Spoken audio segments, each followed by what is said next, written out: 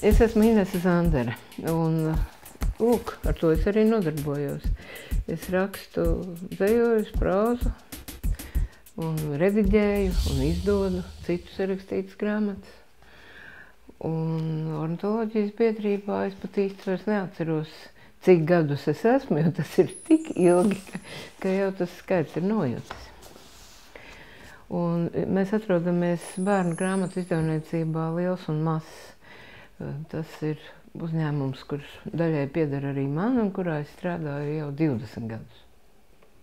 Man liktos, ka ir dīvaini nenonākt līdz putniem, jo putni vienkārši visu laiku ir. Viņi nokļūst manā redzes un arī dzirdes lokā, pat tad, ja es tā speciāli to nemeklēju un nevēlos. Un es putnus pamanīju, protams, bērnībā, jo es neesmu tāds pilsētas bērns, bet mazpilsētas nomalis bērns, kam varētu teikt, visapkārt putni dārzā, laukā, mežā vienkārši nepārtraukti bija. Un tā kā mans tētis bija ļoti sirsnīgi noskaņots pret putniem, viņš bija skolotājs. Un es viņu vienmēr atceros ar teicienu, mans draugs Erickiņš, kad viņš izdzirdēja, ka dārzā Erickiņš kaut kā dzied. Viņš pievērš uzmanību tādām lietām, ne tikai putniem.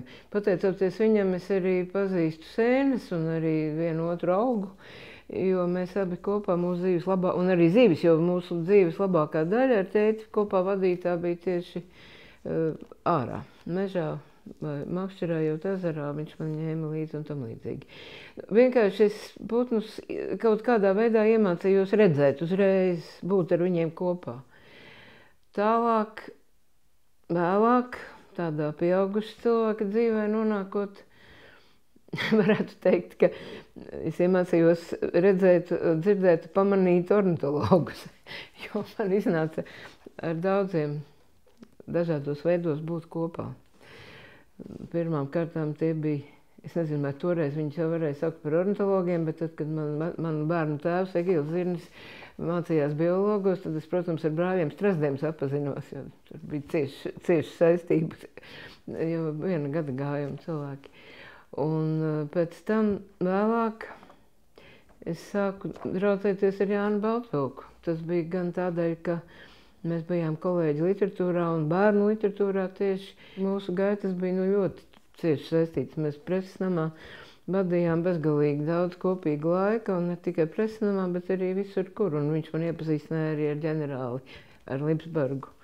Tā kā man bija ļoti labi skolotāji, varētu teikt. Ja. Un tad drīz pēc tam kaut kad es arī nolēmu, ka es gribētu iestāties ornitoloģijas biedrībā, ne jau nu gluži tāpēc, lai tā nopietni pievērstos putnu vērošanai, bet galvenokārt tāpēc, lai atbalstītu putnu pētīšanu un visas tās lietas, kas teiksim, saudzē dabu un ir putniem labvēlīgas. Un es varēju tajā piedalīties divos veidos. Pirmkārt, kā jau visi biedri maksāt biedru naudu, bet es arī sapratu, ka es varu, tā kā es rakstu un beigās esmu gadu gaitā kļuvusi par tādu samērā publisku personu, tad faktiski es gribēju ornitoloģijas biedrībai labu darīt arī tieši ar to, ja, ka es varu gan grāmatās, gan kaut kādos publiskās izpausmēs palīdzēt, popularizēt, atbalstīt tās lietas, kurām es ticu un par kurām es interesējos. Tā tas ir izveidojies. Bet pati tā putnu klātbūtne nekad nebeidzās, jo man jāatzīstas, ka es neesmu nekad piedalījusies nekādos mērķiecīgos putnu vērošanas pasākumos. Bet tas ir tādēļ, ka es visu laiku atrodos tādā vidē, kur putni ir. Un es to raksturošu ar vēl vienu ornitologu, ar kuru man izveidojās tādas draudzīgas attiecības, un proti ar Edmundu Račinska piemēru. Viņš apmeklēja mani tur, kur es vasarā tos putnus redzu visu laiku, un proti tas ir Daugavas krastā, 8 kilometri no Dvietas uz Dunavas pusi, bet turpat jau tāda Vietas paliena ar roku aizsniedzam. Un Edmunds vienreiz pie manis viesojoties aizveda mani tieši uz to palienu, tur, kur Dvietas upe ietek Daugavā uz to pusi. un izstāstīja, ka ir metode, ar kuru nosacīti var aprēķināt to zosu skaitu, kuru mēs pašlaik redzam, ja? Zināmā kvadrātiņā un tā tālāk. Un tad viņš teica, nu tagad tu vari redzēt apmēram 15,000 zosu. Nu, lūk, un tā vide ir. Tāpēc, ka mūsu lauku māja stāv tieši Daugavas krastā, burtiski Daugavas krastā, un tur ir sēres. Un tur ir ārkārtīgi plašas iespējas visus ūdensputnus, un arī ne tikai ūdensputnus, bet visus, kas tur tuvumā Daugavai uzturās, gan redzēt, gan dzirdēt. Man vienkārši absolūti nekur nav jāiet. Man vienkārši patīk būt ar viņiem kopā, un es viņus visu laiku tur redzu. Otra man mājvieta ir Dobelē, manu vecāku celtā mājiņa ar dārzu pilsētas nomalē, un tur, protams, ir atkal visi, kas dārzā dzīvo. Piemēram, es vasarā vienmēr ārā strādāju, tur zem koka ar datoru sēžu. Un man ir tādi divi draugi, tiem es arī esmu veltījusi vienu dzejoli, Dzilnītis un Dzenis. Viņiem ir obligāti jāmeklē barība tieši tajā ābelē, zem kuras es sēžu. Kaut kāda iemesla dēļ šī viņiem ir galvenā ābele. Un viņi man met mīzas datorā. Tas ir vienkārši kaitnieciski uzvedīgi, protams. Ja? Nelaimīgā kārtā visur kaķi. Visur ir kaķi. Un tad, kad viestures ķerus atbrauc pie manis pasēdēt dārzā un parunāt par savām topošajām grāmatām, tad Erickiņš kliedz kaut kā pie būrīša, jo kaķi staigā, kaimiņu kaķi staigā apkārt. Viestures neko nesaka, bet ik pa brīdim paskatās uz to pusi. Varētu teikt, ka tā mana līdzdalība un vispār tā mana putnu interese ir tāda literāra kaut kādā ziņā. Tas pirmais piegājiens bija tāds, ka es diezgan ilgu laiku tā sākus biju kolekcionēt to, kā latviešu dzejnieki atveido putnu balsis, putnu dziesmas dzejā. Atveido ar valodas līdzekļiem. Cik te man jāpastāst mazliet par kaķi un zirgu. Ja? Tātad šie literārie varoņi radās, tā ir Māras Cielēnas un Anitas Paegles grāmatas varone Kaķu Martiņa, Rūtas Kuplās izpildījumā. Viņa raksta pati dzeju. Un tas ir zirgs, kas naktī dzied. Laimas Eglītes varonis zīmētais no Multenes 8 kustoņi. Un viņi tika izgatavoti tāpēc, lai brauktu man līdzi uz Prāgu. Jo vienā Prāgas grāmatu tirgu festivālā Latvija bija goda viesis, un mums bija uzticēts pienākums stāstīt par latviešu bērnu literatūru. Nu, ko tu čehu bērniem pastāstīsi par latviešu bērnu literatūru, ja viņi vispār to valodu nesaprot? Un mēs sākām salīdzināt, kā dažādi dzīvnieki runā dažādās valodās. Mēs par zaķīti pajautājām, kā lec zaķītis. Un čehu bērniem viņš lec hop, hop. Un tad, kad viņi no manis un šitiem varoņiem uzzināja, ka zaķītis Latvijā lec cibrits, viņi bija pilnīgi sajūsmā, un viņi leca mums pakaļ vēl pa visu to izstādi, pa toaletē un visur, un sauca cibrits people, gan angliski, gan čehiski, mēs esam cibrits ļaudis. Nu, un ar putniem ir tieši tas pats. Mēs runājamies ar bērniem, tad es viņiem pajautāju, kā saka pīla, un viņi man atbild pēk. Un, ja viņi aizbrauktu pāri robežai tepat uz Lietuvu, tad tur pīla saka ut. Un, ja tā par to pašu pīli apvaicātos itāļiem, tad viņi saka kvā, kas mums liktos pavisam neadekvāti, ka tā varētu būt vārda, varbūt drīzāk. Ja? Nu, respektīvi, dzejā, protams, ka subjektīvi iznāk tā atveidošana, bet tur ir arī kaut kāds objektivitātes moments, kas ir saistīts ar to, kas tā ir par valodu, kurā atveido. Ja? Un es krāju, tātad es meklēju vienkārši, es neatceros, kā tas sākās, bet katrā ziņā man tas ļoti iepatikās. Es savācu diezgan lielu kolekciju ar tiem piemēriem, kā tad latviešu dzejnieki ir atveidojuši. Tur sākot ar Aspāzijas krāšņaņiem, Lakstīgalas atveidojumiem, ja? Un, protams, beidzot pat ar sevi arī. Un tad mums ar Edmundu Račinski bija izveidojies tāds kopdarbs, ar kuru mēs vairākas reizes esam, tā teikt, performējuši publikai, ka es stāstu par šiem atveidojumiem, bet Edmunds atskaņo savus reālo putnu balsu ierakstus, un tad mēs salīdzinām to, un pēc tam bērniem uzdodam vēl kādus, teiksim, testus beigās veikt un tam līdzīgi. Tad tas bija viens veids, un otrs, protams, sākās tad tā mirklī, kad Viesturs Ķerus kļuva par rakstnieku un atsūtīja man savas grāmatas Meža meitene Maija manuskriptu, kas mani ārkārtīgi iepriecināja, jo tas pārāvums jau bija diezgan pailgs, kad nebija radušās latviešu bērnu literatūrā tādas grāmatas, kas stāstītu bērniem par dabu. Un tad mēs kļuvām par kolēģiem, draugiem, biedriem un vispār par komandu gandrīz vai jāsaka ar Viesturu. Un Maijai sekoja tāda īsta putnu grāmata, proti Koras pasaules, kas stāsta par zaļās vārnas piedzimšanu, ceļojumu un atgriešanos. Un droši vien, ka taps vēl kaut kas. Un es tagad esmu Viestura redaktore uz mūžu, es tā ceru. Ja? Un tā nu ir sanācis, ka tad līdz ar to mums arī ir izveidojusies tāda kopīgas uzstāšanās forma, ko mēs varam sniegt bērniem. Tā ir saistīta šoreiz ar manu grāmatu, dzējoļu grāmatu, bet arī mums ir sagatavota attiecīga prezentācija, kur mēs rādam putnu attēlus un Viesturs tos komentē, mēs uzdodam bērniem visādas jautājumus. Respektīvi tā daba ar to literatūru iet visu laiku tādā ciešā saistībā. Un visjaukākais ir tas, ka ornitoloģijas biedrības pīlārs Viesturs Ķerus prot šādus dzējoļus no galvas un raujas viņus skaitīt. Tā kā es nemaz pati pie visu lasīšanas netieku, mums ir jādalās ar dzējoļiem. Lūk, tā tas notiek. Ja mēs runājam par dzējoļiem un to attiecībām ar bērniem un to, kā bērni tiek iesaistīti sarunā par putniem, tad neapšaubām es tur jūtu to atdevi.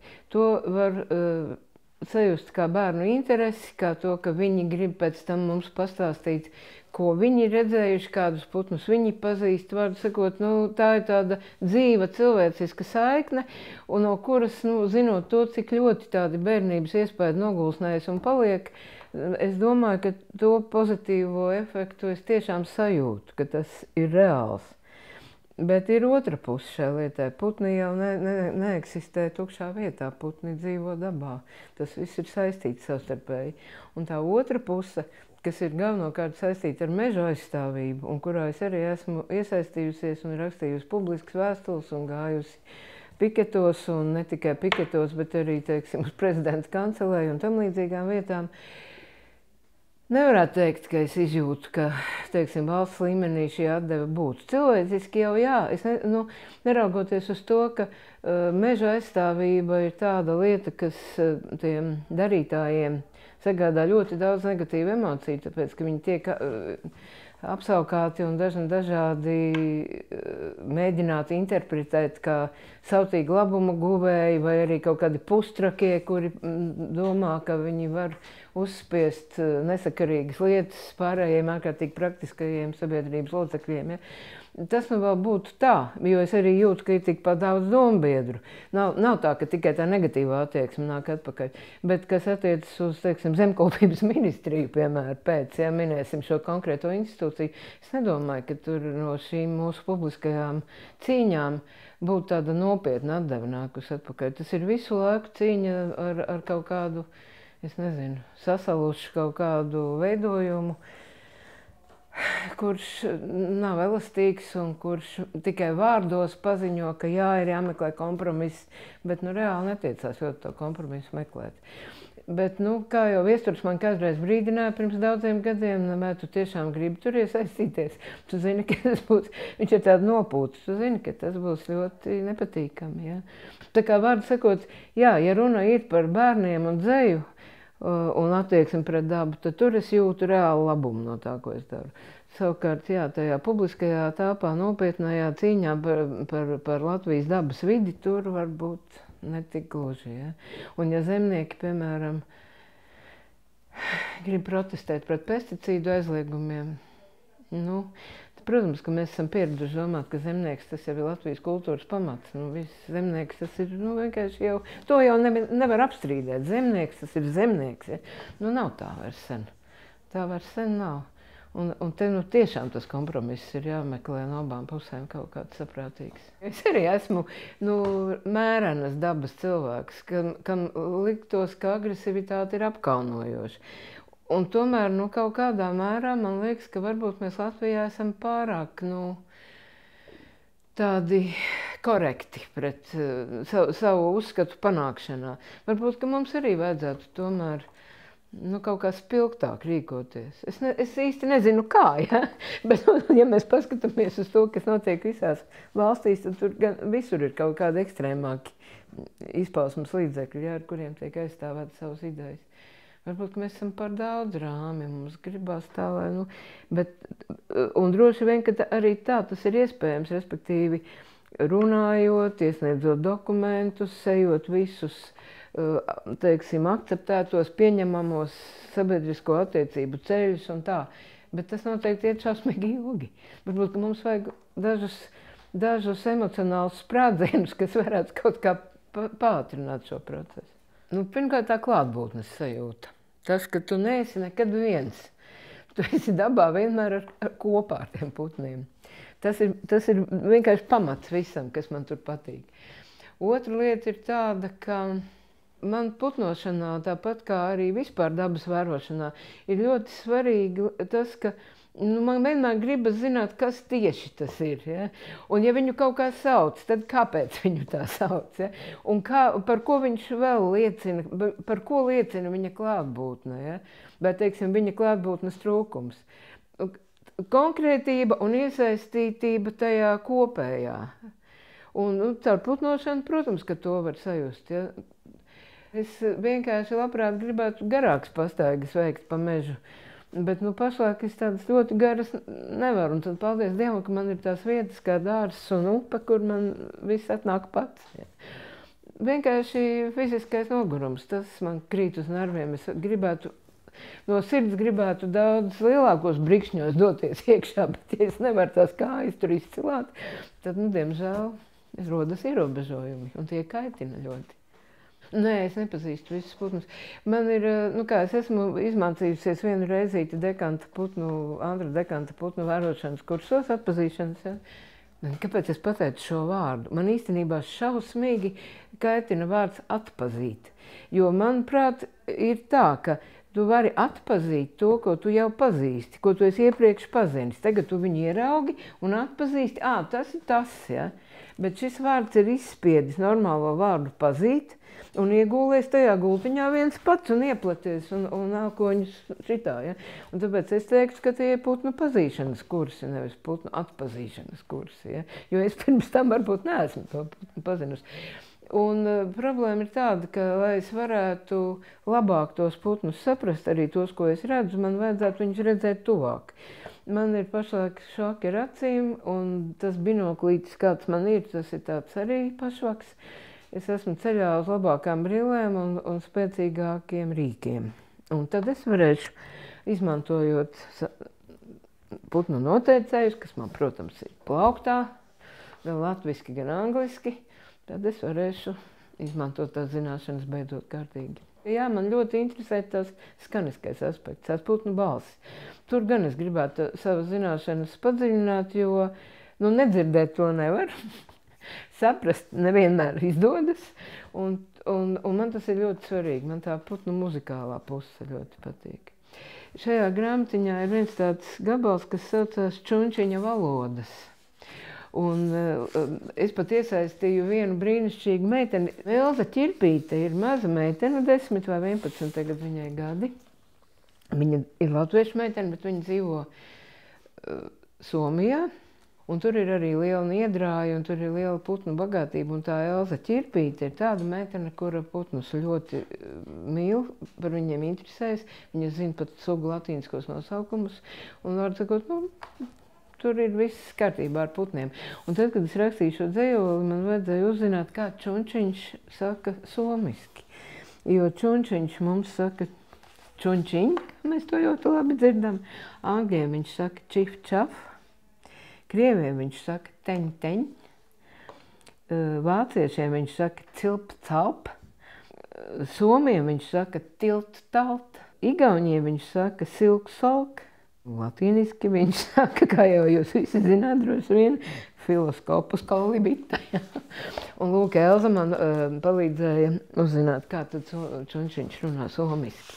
Par to viņai arī pateicība. Kā arī vienkārši par to, ka man ļoti iedvesmoja tas, ka ir tāds bērns, kuram tik ļoti interesē putni. Mans mīļākais putns ir pupuķis, un tam ir vairāk iemesli. Pirmais iemesls ir tāds, ka manā bērnībā pupuķis bija bieži redzams. Dobelē tādā strautiņā aiz mājas, tādā graviņā bija mežābele, un es atceros pilnīgi tagad šo ainu, kā pupuķis tur sēž. Otrakārt, man bija tāda grāmata, kas saucās, kā viņa vispār īsti saucās, Zīlīte žubīte vai kaut kā tam līdzīgi, latviešu tautas dziesmas par putniem ar ārkārtīgi iespaidīgām ilustrācijām. Un tur bija pupuķa ilustrācija, vienkārši fantastiska. Pupuķītis, pupa prasa. Neatceros, kur sēdēdams, jā. Un tā bilde man vienkārši iespaidoja. Trešais un būtiskais iemesls ir tāds, ka pupuķis, kurš šeit ir redzams Līvānu stikla izpildījumā, un to man ir uzdāvinājuši kaimiņi no Ģertrūdes ielas, tā ir specializētā skola bērniem ar attīstības traucējumiem, un viņi attīsta tos bērnus patiešām dažādos veidos, tā skaitā radošā, ar visādām lasīšanām, dzejoļiem, ar ekskursijām, un viņi man atveda šo pupuķi no Līvāniem. Bet man pupuķis ir ļoti svarīgs arī tāpēc, ka, man liekas, pupuķis viens no tiem putniem nedaudzajiem, kur skaits palielinās. Jo viņu aizvien biežāk var sastapt un ieraudzīt. Un ja sākot dzīvot pie Daugavas, tur nekādu pupuķu nekad es neredzēju, tad tagad jau 2 vasaras pēc kārtas pupuķis ir viesojies manā pagalmā. Šis padoms ir ietverts manas grāmatas nosaukumā. Mums liekas, ka mēs vienmēr tos putnus redzam, bet ir pilnīgi skaidrs, ka viņi redz arī mūs. Un mans sparnotais padoms ir dzīvot tā, lai būtu, kas uz mums paskatās, lai būtu, kas mūs vēro, lai putni būtu vienmēr kopā ar mums, lai putni mūs redz.